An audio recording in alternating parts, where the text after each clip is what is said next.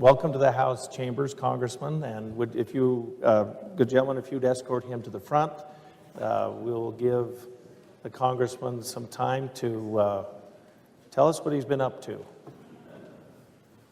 Hey, Russ, good to see you. The time is yours, sir. Thank you. Thank you, Mr. Speaker. And it is so good to come from Washington, D.C., back up the governing hierarchy to our state capital. It is an honor to serve you in Washington, but admittedly, I do miss my friends and the decorum and the civility. And yes, comparatively speaking, it is very civil here. I come to you with 7 weeks of tenure as a freshman in minority in Congress. And although I have met the President and the Speaker on multiple occasions, I can assure you that they are not seeking my counsel on a daily basis, at least not yet.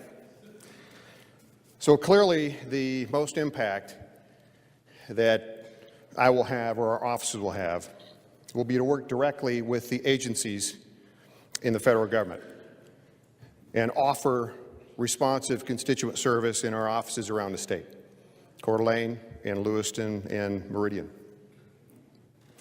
Since taking office, there's not been a lot of surprises, frankly, but there's been at least two.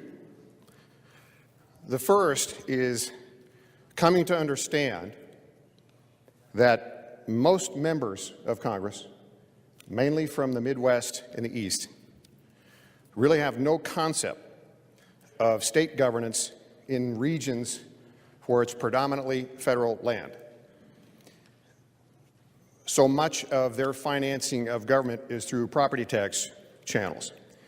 And when they learn that and we start having discussions on financing government and our needs in the West, the implications are radically different across all disciplines: education, transportation, healthcare, because we finance our governments differently. So that was the first thing. The second thing was learning just how real and intense the level of vitriol is with certain members of the media, agencies, and senior officials against the president, to the point where those that will literally say or do seemingly anything to get him ousted. Now, whether you support the president or not, this should be concerning to all of us. If unelected bureaucrats can remove a duly elected president, they can take out anyone they choose to target. And that converts our republic to a system of bureaucratic rule. To that end, after 2 years of so-called investigations, the special counsel and accusing agency members either need to report their findings with evidence or move on. I'll be publicly making that known and asking colleagues to do the same. That situation notwithstanding, there are things that I believe are right with Washington. That same polarizing environment that blocks efforts to do things we would like to do, like address the national debt and negotiate back and forth in good faith and a whole list of things. That same environment blocks a lot of crazy things. And we've had some of that lately. So that environment cuts both ways. It was never designed to be easy. It's a struggle. But in this case, it can be a good thing as well. Second, I can confirm what you probably already know. There are a lot of very bad people in this world that want to do us harm. And our current administration, the United States military, and even Congress scares them, and some people just need to be scared. I mentioned earlier that working with agencies and offering responsive constituent service will probably be the most impactful thing that we can do.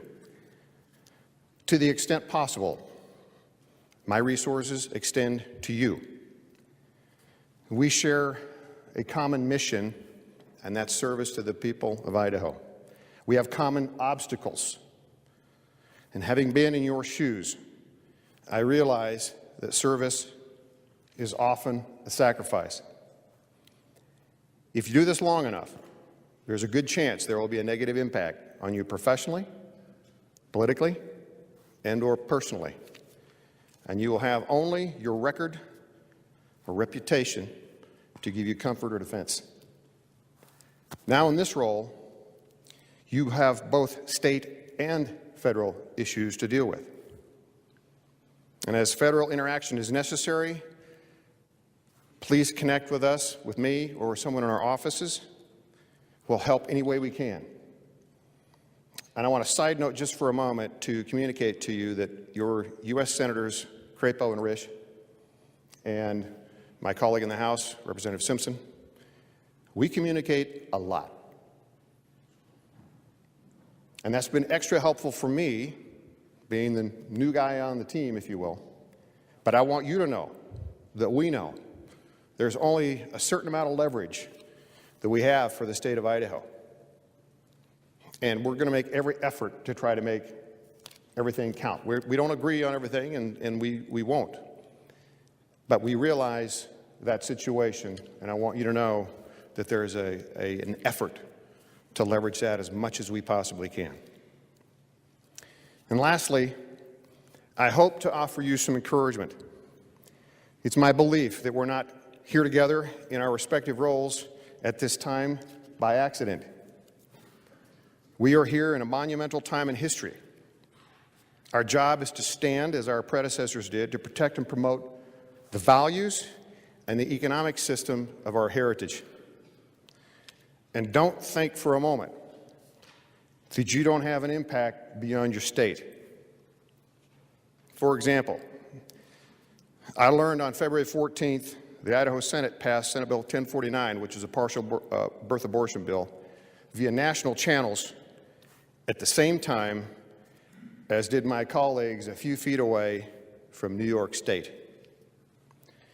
And that gives me one more reason to stand on the floor of U.S. Congress and say I'm proud to represent Idaho. God bless.